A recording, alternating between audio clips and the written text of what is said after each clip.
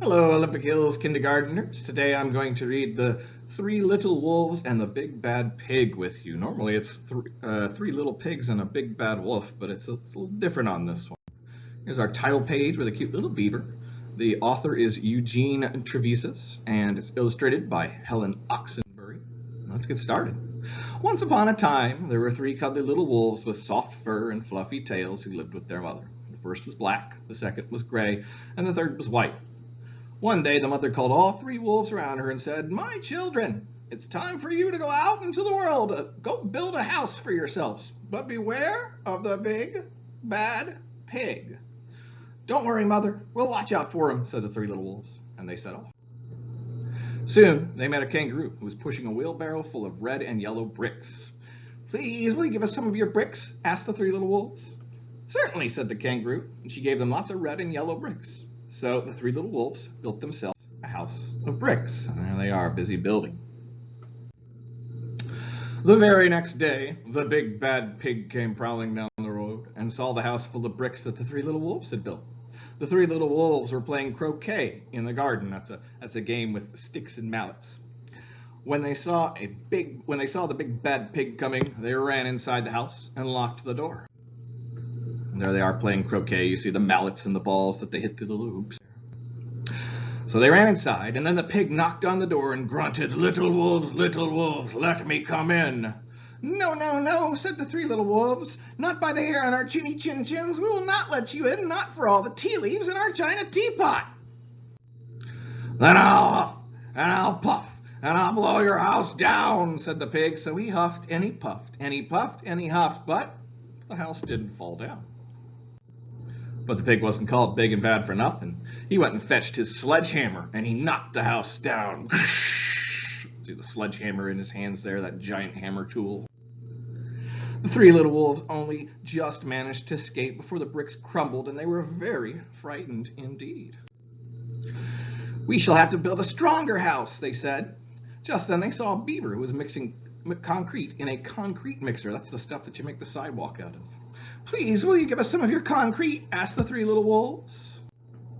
"Certainly," said the beaver, and he gave them buckets and buckets full of messy, slurry concrete.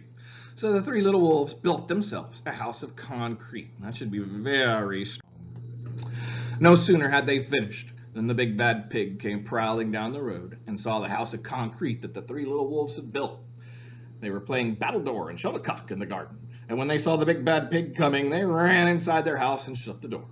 The pig rang the bell and said, "Little frightened wolves, let me come in." "No, no, no," said the three little wolves. "By the hair in our chinny chin chins, we will not let you in, not for all the tea leaves in our china teapot." "Well, then I'll huff, and I'll puff, and I'll blow your house down," said the pig. So he huffed, and he puffed, and he huffed, and he huffed, but the house didn't fall down. There they are playing. Big bad pig shows up. They run inside, but the big bad pig wasn't called big and bad for nothing. He went and fetched his pneumatic drill and smashed the house down. See that tool in his hand? Busts up the concrete. You may have seen one out on the roads sometime when they're doing some fixing. The three little wolves managed to escape, but their chinny chin chins were trembling and trembling and trembling. Their chins were shaking so fast, trembling. "We shall build an even stronger house," they said, because they were very determined. Just then, they saw a truck coming along the road carrying barbed wire, iron bars, armor plates, and heavy metal padlocks.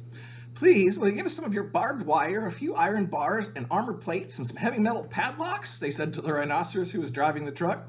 "Sure," said the rhinoceros, and he gave them plenty of barbed wire, iron bars, armor plates, and heavy metal padlocks. He also gave them some plexiglass and some reinforced steel chains because he was a generous and kind-hearted rhinoceros.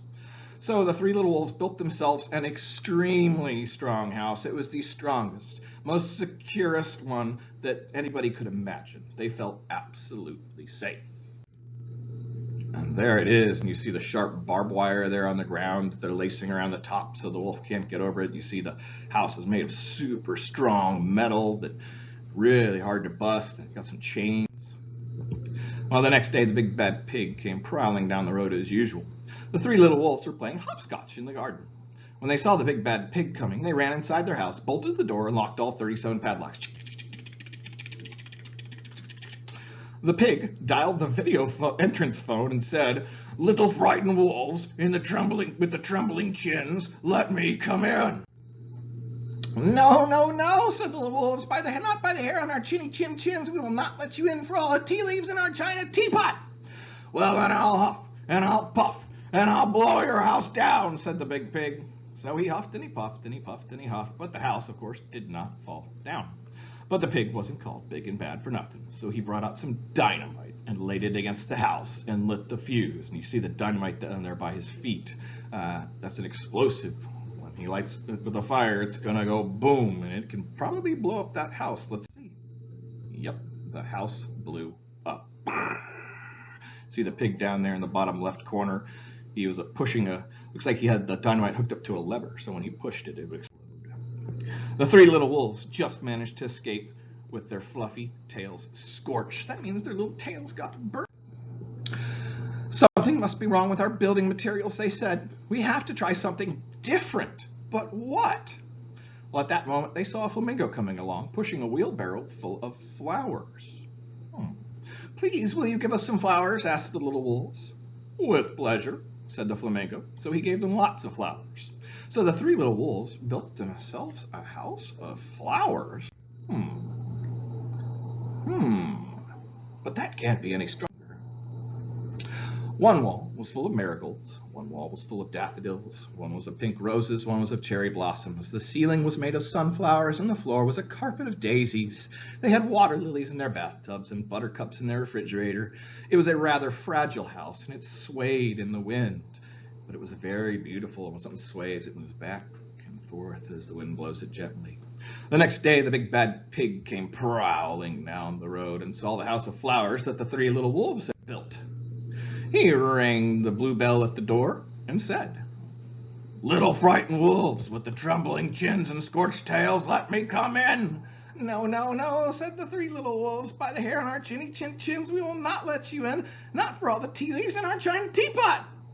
"Then I'll huff and I'll puff and I'll blow your house down," said the pig.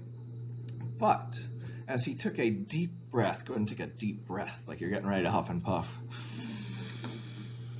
Ready to huff and puff, he smelled the soft scent of the flowers. It was fantastic. And because the scent was so lovely, the pig took another breath and another. Instead of huffing and puffing, he began to sniff. He sniffed deeper and deeper until he was quite filled with the fragrance scent. His heart grew tender, and he realized how horrible he'd been. Right then, he decided to become a big, good pig. He started to sing and dance the tarantella. At first, the three little wolves were a bit worried. It might be a trick, but soon they realized that the pig had truly changed. So they came running out of the house. They started playing games with him. First, they played Pig Pog, then Piggy in the middle, and when they were all tired, they invited him into the house. They offered him tea and strawberries and wolfberries and asked him to stay with them as long as he wanted. The pig accepted, and they all lived happily ever after. I love that story. So sometimes when you're trying to solve a problem, and you keep trying and trying and trying and trying to make something stronger and doing it the same way, but making it more intense, it doesn't always work. Sometimes you've got to try something completely different, especially when other people are involved, and something different might be doing something a little kinder. This got me thinking, I wonder what else they're going to do with their friends. So I've got an activity for you. Get yourself a blank piece of paper like this and draw a line across the bottom. The big space at the top we're going to use for our picture. The space down the bottom we will use for our words. You can get a grown-up to help you with this, or you can give it your best shot. Just have fun with it. The first words I used are they can. I'm going to write they can. What could those pigs do? Oh, I've got it. The pig can play with the wolves. They can play firefighters. So the pig and the wolves can now play firefighters. So I wrote, here we go, they can play firefighters. Sound it out as best you can, but some of those words you already know. You can also pause and copy here if you like, but I'd love it if you pick your own word instead of firefighters. I want to see what you can come up with for what the wolves can now play with the pigs, since they're all friends. So I went ahead and did that, and then I drew my pencil. I like to do everything in pencil first, and as you can see, I've got my pig over there with the wolf. I didn't get all three wolves in there, but there they are, pretending to put out a fire on a burning building. After I had pencil, I like to add outlines in black. You can do it the same way, or you can do your own art style. And after I do outlines, I like to go through and I add the rest of the color. So there's my piece. They can play firefighters. Let's see what you decide that the three little wolves and the big good pig are going to do now that they're friends together. See you later.